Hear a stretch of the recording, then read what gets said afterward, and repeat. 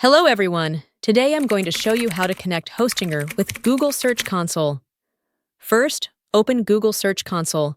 Click Start Now. Enter your domain name and confirm.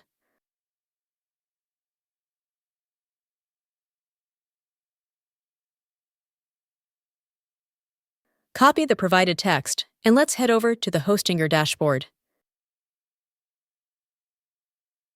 Next, go to Manage Domains and select DNS.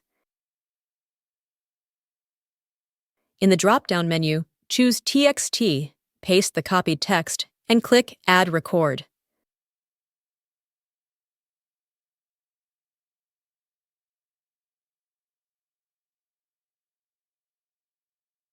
Now go back to Google Search Console and confirm. The verification is successful. If you have any questions, feel free to comment below. And don't forget to subscribe and like the video.